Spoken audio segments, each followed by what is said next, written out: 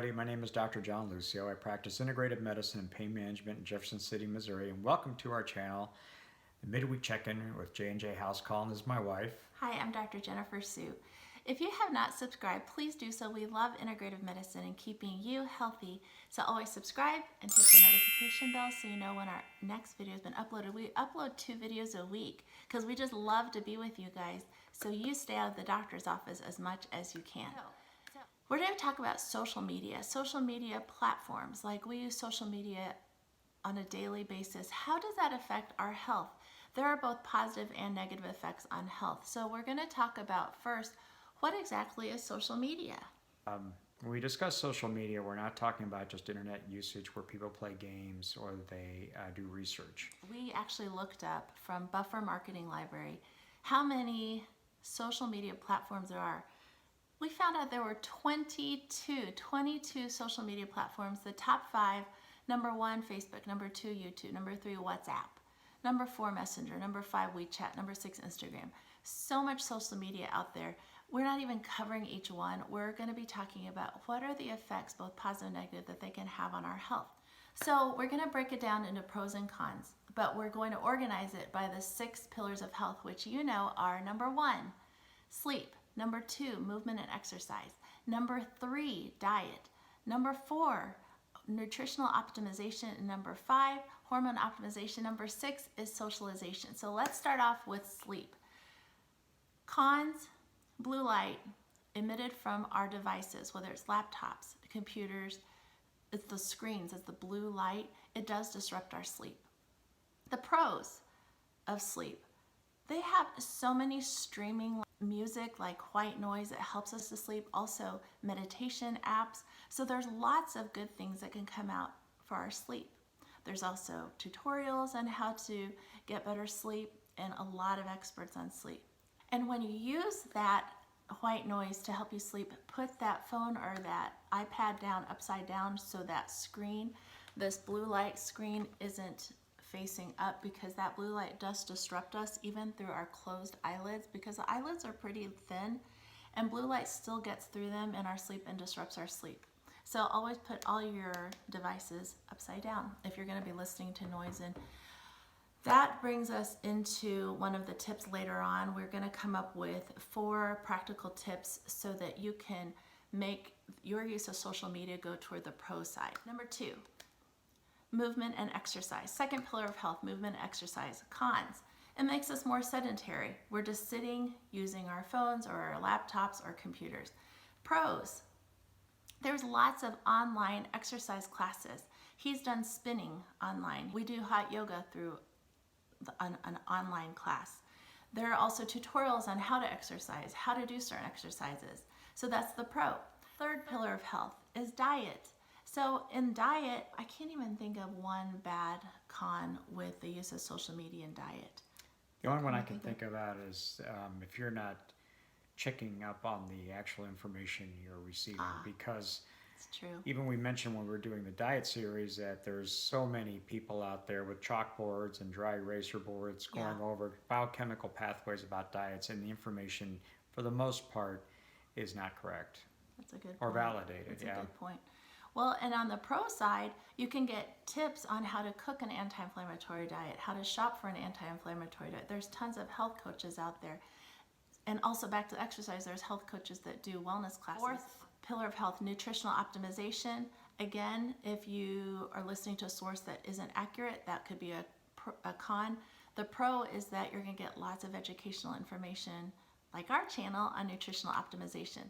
The 5th pillar of health is hormone optimization. If you're getting bad information, it's going to be a con. If you get good information, it's a pro. The 6th and final one, as you all know, is socialization. There's actually pros. Let's talk about the cons. The cons would be, obviously, I got a lot of these from 2 sources. One of them is Rodney Goody. He has an MBA. He talked about the fact that comparing ourselves to others is always very unhealthy. So naturally, these images on Instagram, even my Instagram, is very filtered. Like, you've seen me, and this is even a filtered environment. We use tons of light. Who uses this much light in the middle of the day? Well, it makes our complexion look pretty. So don't think we've got great complexions. Like we use a white circle light. We use all sorts of, we're in the sunlight to make us look better. So remember that the images you see on YouTube, Facebook, and Instagram are all filtered, most of them filtered images that we want to portray a certain look.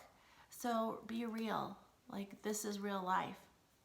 So he said that comparing ourselves to others is very unhealthy because these images are not real. They're the best part of people's lives, and sometimes they're not even real. I took a picture, remember you took that of me just downtown Jefferson City, and it was a brick wall, and I was sitting on the stairs because I had a cute outfit on. That was for my Instagram page, and I think my post was like waiting for the taxi. I don't have to wait for a taxi here. We're in the middle of this small rural, or not really rural, but we don't have like, I wanted to portray that I was in New York or Brooklyn. See, these are not real images. Some people do have real feeds, and I like those because they show their real side, and they make us feel like, okay, they're normal people. Another thing that they said was that this Child Mind Institute is another one that was a really good source. They said that a thumbs up and a thumbs down really do affect people's moods, and there are higher rates of depression because of the need for validation from people. And I talked about it in one of the previous videos on my own experience with hateful comments and things. You're going to get them if you put yourself out there in the world. And like I said, those do impact you. So it took me 1.5 years on my other YouTube channel of days that he would notice that I was down. My mother noticed too. And so if you've got loved ones around and they're noticing that you are having some trouble, you'll seem a little bit distracted, or you'll not do your normal activities that you used to do. Talk about it. And it even impacted me, and I'm 48 years old. Like, why would someone saying a mean comment affect me? Because we all want validation from people, and we've worked so hard on videos. But in that video, I do discuss how those people are not relevant in your life. This is America. They're allowed to do bad comments. They're allowed to do mean comments. They're allowed to give you a thumbs down. You don't know if it's like a 6 or 8-year-old kid that's just up in their room mad at the world because they got grounded, and they're going to take it out on you. So it does impact us. Tips and the pros for the socialization is it does connect us. So at this time of the coronavirus pandemic, we have connected with each other, with families doing Zoom, doing Skype, doing Facebook, to watch people and to connect with them that are far away from us, that we can't even look through a window to connect with. There's also online, like I keep talking about, exercise classes using Zoom. Zumba recommends Zoom or Skype because we can see each other, and we kind of are together even though we're in our separate homes. If you're a senior citizen, it's really important to stay connected, and these social platforms do allow them to still keep in touch with their loved ones. So we came up with 4 tips so you can turn the balance to the pros when you use social media. Number 1, turn off all notifications. That means that usually when you sign up for an app, whether it's Facebook, WeChat, YouTube, Instagram, Messenger, if you turn on notifications, they will notify you whenever someone has said something.